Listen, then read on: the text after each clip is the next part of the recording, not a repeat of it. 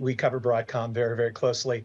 It's not just about chips. When we talk about AI moving forward, one thing that investors need to recognize is that all of these AI computers need to be connected. They need to be networked.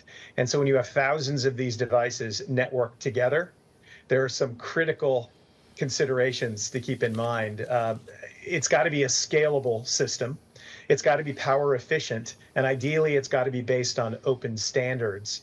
That might all sound like a bunch of technical gobbledygook, but the net of it is that's what Broadcom does in their networking. Even Jensen Huang of NVIDIA has sort of conceded that the open flavor of networking is going to be critical to AI's success moving forward. So when you hear AI, yes, some of the design wins with Google and others, Broadcom is behind those, but networking is a huge part of this moving forward.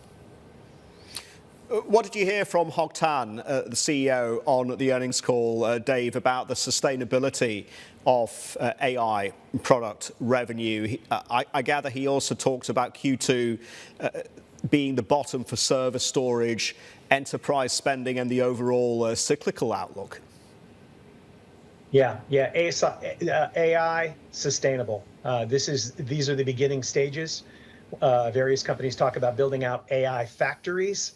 They need what Broadcom sells. Now, software is a completely separate issue that we can discuss, but the guidance is good from an AI perspective. All looks good there.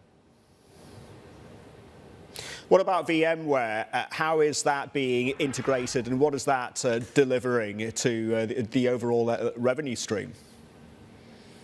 Well, I think it's important for people to understand that Broadcom is what Hock Tan would describe as a serious business, sort of an old school, let's maximize profit as we build revenues sort of organization. So when you think of VMware, don't think of software in the traditional sense of exponential growth.